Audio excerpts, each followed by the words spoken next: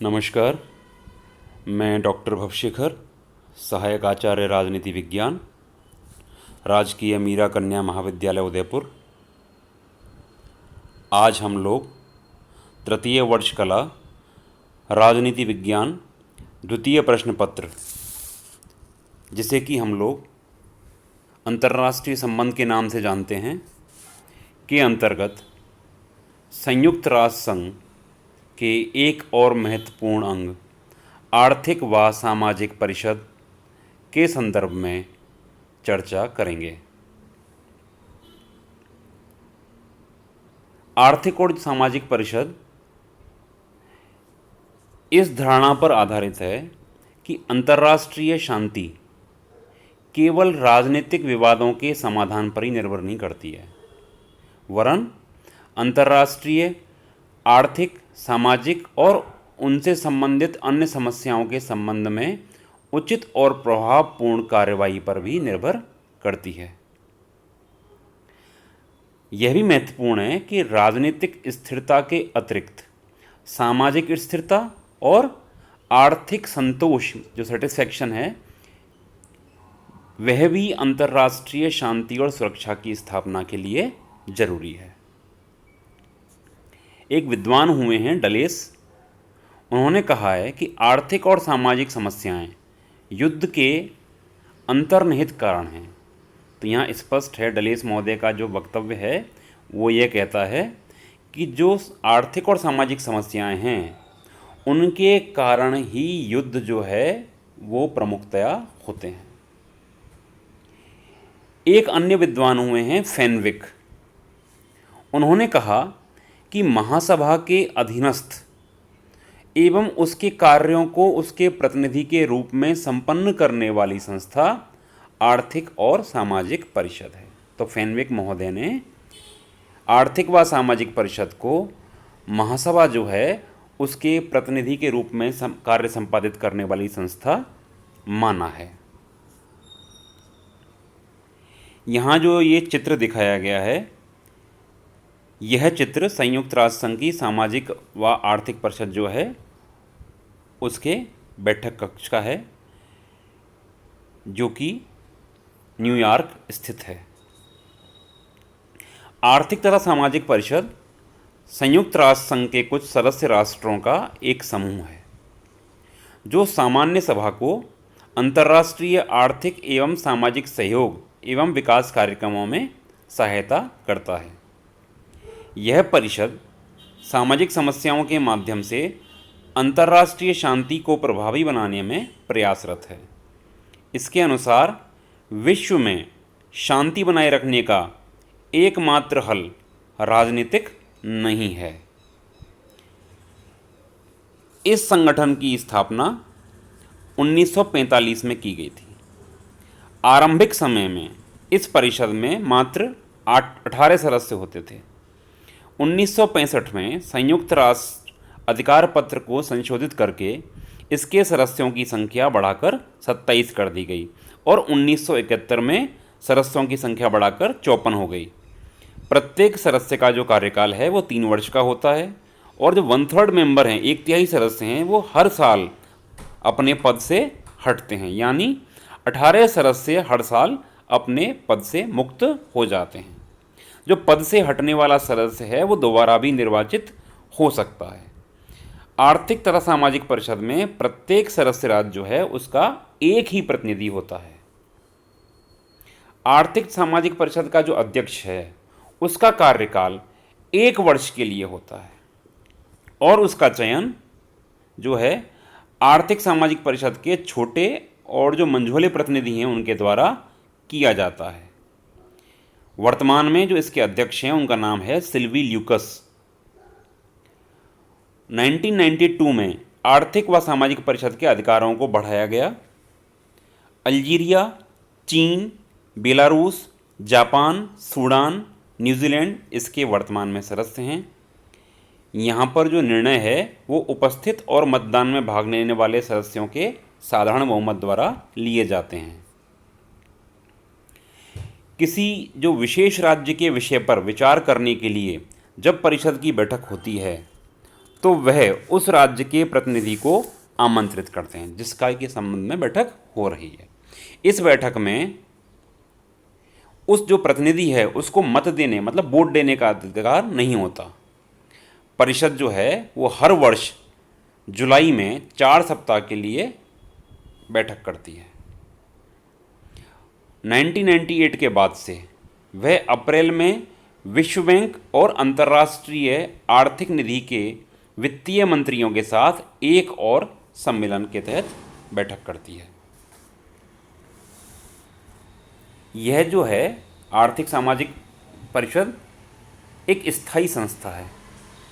यह भी बात जो है हमको यहाँ पर ध्यान रखने की बात है।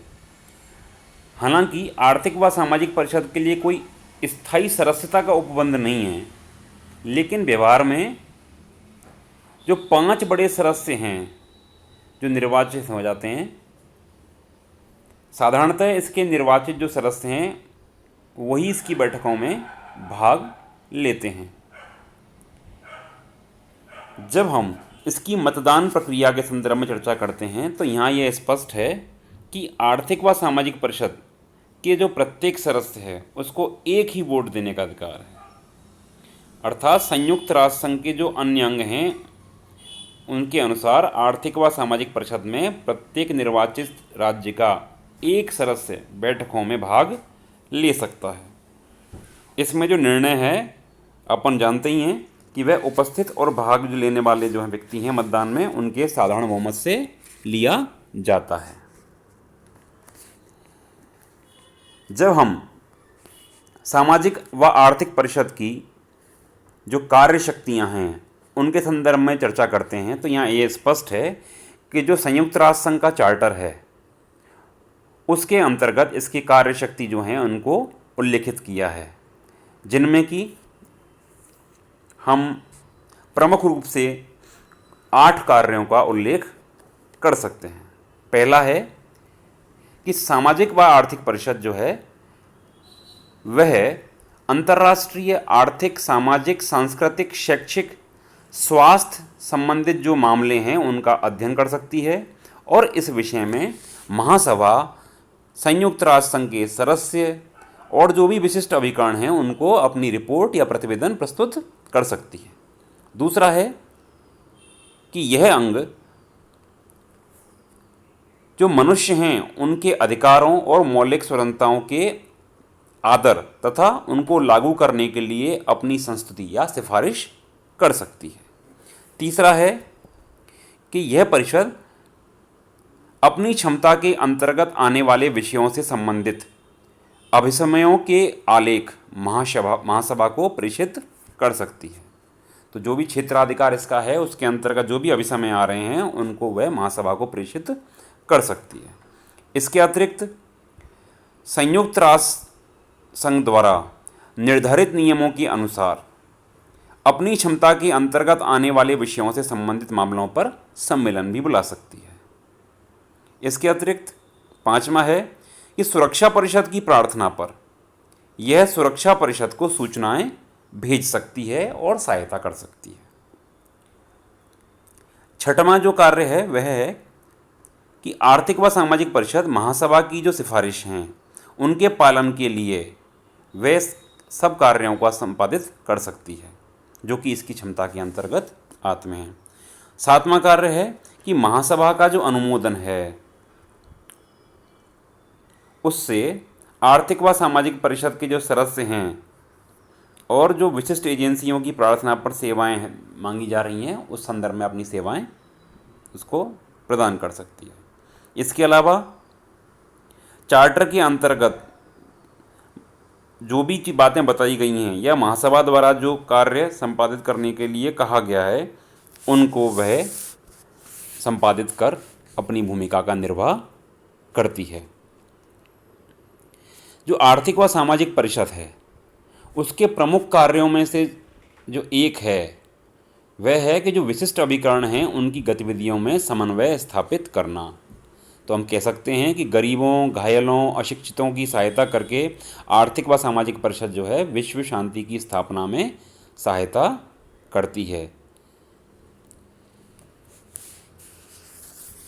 आर्थिक व सामाजिक परिषद से संबंधित कुछ संस्थाएं या कुछ आयोग हैं जो कि इससे जुड़े हुए हैं या इसके अंतर्गत समाहित हैं, जिसमें पहला है